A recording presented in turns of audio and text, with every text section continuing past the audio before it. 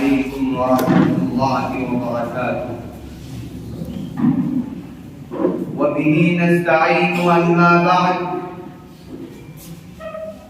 فأعوذ بالله من الشيطان الرجيم. بسم الله الرحمن الرحيم. إن هذه أمتكم أمة واحدة. یہی مقصود فطرت ہے، یہی رمز مسلمانی. یہی مقصود فطرت ہے، یہی رمز مسلمانی. اخوت کی جہانگیری، محبت کی فراوانی.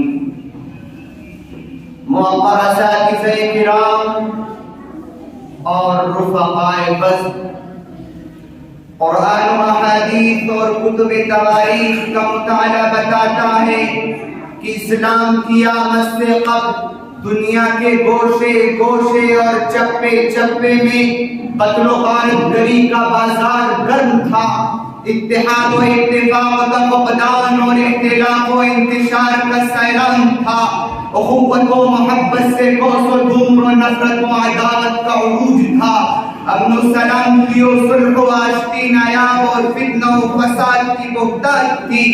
الغرض پوری دنیا ظہر الفساد فی البر والبحر کی جیتی جاگتی تصویر تھی. بلاخر خداوند قدوس کو اس تڑپتی سسکتی بلکتی اور آہ فغاں کرتی ہوئی انسانیت پر رحم آ ہی گیا. پھر کیا تھا؟ فاران کی چوٹی سے مذہب اسلام کا سورج طلوع ہوا، جس نے اپنے روشن کرنوں سے ظلمتوں کو دور کر دیا، انسان کو انسانیت کا درس دیا. انما المؤمنون اخوہ کے ذریعے اخوت و بھائی چارگی کا سبق پڑھایا. انا خلقناکم من ذکر و انثی کے ذریعے انسانی مساوات و رواداری کا درس دیا. ان اکرمکم عند اللہ اتقاکم کے ذریعے رنگ و نسل اور ذات پات کی بنیاد پر بھید بھاؤ سے منع کرتے ہوئے تقوی و طہارت کو عزت و شرافت کا معیار قرار دیا. واعتصموا بحبل اللہ جمیعا ولا تفرقوا کا حکم صادر فرما کر اتحاد و اتفاق کی لڑی میں پرو دیا، اور ساتھ ہی ساتھ اختلاف و انتشار کی قباحت دلوں میں پیوست کر دی. اور ان هذه امتکم امۃ واحدہ کے ذریعے پوری قوم و ملت کو ایک پلیٹ فارم پر جمع کر دیا. پھر نگاہ عالم نے دیکھا کہ اسلام کے دیے ہوئے اسے پیغام اتحاد و اتفاق کی تلوار سے نفرت و عداوت کے تاریخ بادل چھٹنے لگے، ظلم و بربریت کے پاؤں اکھڑنے لگے، الفت و محبت کے پھول کھلنے لگے، عدل و مساوات کے جذبے ابھرنے لگے، اختلاف و انتشار کی مسموم فضا چھڑنے لگی. صدیوں کے بچھڑے ہوئے آپس میں شیر و شکر ہو گئے. الغرض پوری انسانیت خنجر چلے کسی پہ تڑپ دے ہم امین کا حقیقی مصداق بن گئی. سامعین کرام، تاریخ کے اوراق اس حقیقت کی بے نقاب کشائی کرتے ہوئے نظر آتے ہیں کہ جب تک مسلمانوں میں اتحاد و اتفاق کا جذبہ مجسم تھا، تب تک وہ کامیابی و کامرانی کی راہ پر گامزن تھے.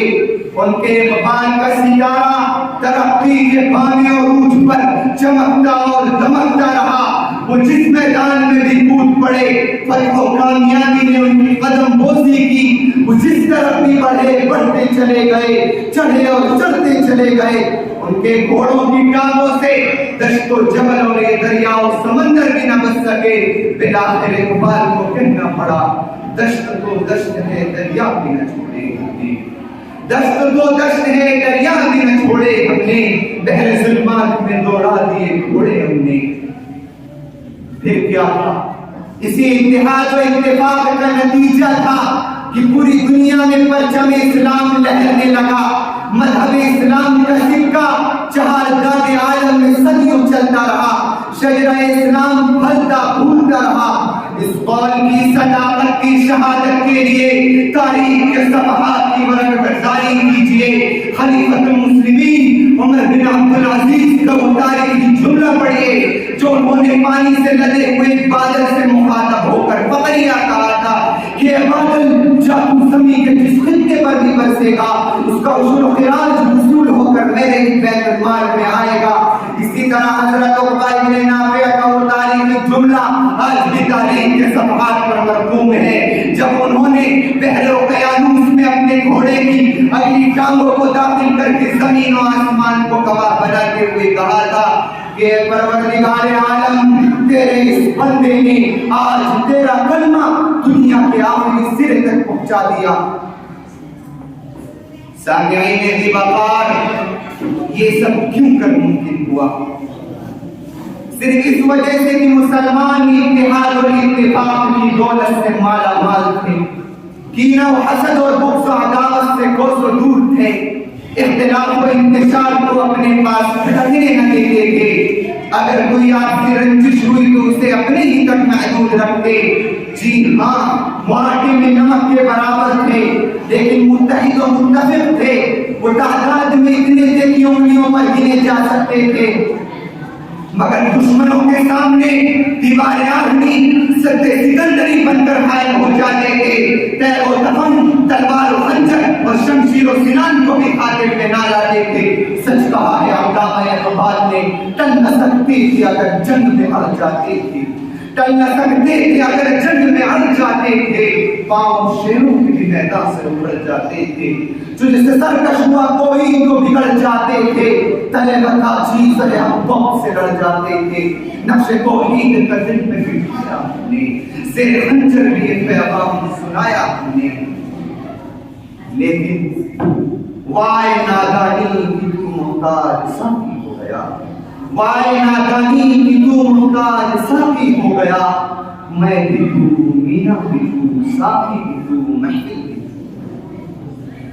چنانچہ جفا کشی کے بجائے عیش پرستی جب مسلمانوں کا شیوا بن گیا, اتحاد و اتفاق کے بجائے اختلاف و انتشار مسلمانوں کا قرہ امتیاز بن گیا. الفت و محبت کی جگہ نفرت و عداوت نے ڈھیر ڈال دیے. کینہ و حسد اور بغض و عداوت کی آگ نے مسلمانوں کے قلوب کو جلا کر خالص کر دیا. منصب طلبی و جاہ پرستی نے امت کے شیرازے کو تاش کے پتوں کی طرح بکھیر دیا. تو اس قوم نے وہ تاریخ زمانے اور سیاہ دور بھی دیکھے جب شاہی کا تجسس اور چیتے کا جگر رکھنے والے مسلمان قصۂ قضائی لیے ڈر ڈر پھرنے لگے, نان شبینہ کے محتاج ہو گئے. غربت و افلاس ان کا مقدر بن گیا, شکست و نامرادی مسلمانوں کا ٹوٹ حصہ بن گئی. الغرض پوری امت ہلاکت و بربادی کے دلدل میں دھستی چلی گئی اور ان کے وبال کا سورج ہمیشہ کے لیے غروب ہو گیا. اور پھر شاعر کو یہ بھی کہنا پڑا, اے مسلمان کیا بتاؤں تجھ سے نادانی, اے مسلمان کیا بتاؤں تجھ سے نادانی تیری, نام کی بزر کری اب مسلمانی تیری. تھا کبھی حیران زمانہ تیری شوکت دیکھ کر, ہو گئی برخود مسل عالم میں حیرانی تیری. اور علامہ اقبال کی اسی کا شکوہ بنا کرتے ہوئے یہ نعرہ ہے کہ لا الہ کے وارث باقی نہیں ہے تجھ میں, گفتار دل برانہ کردار طاہرانہ.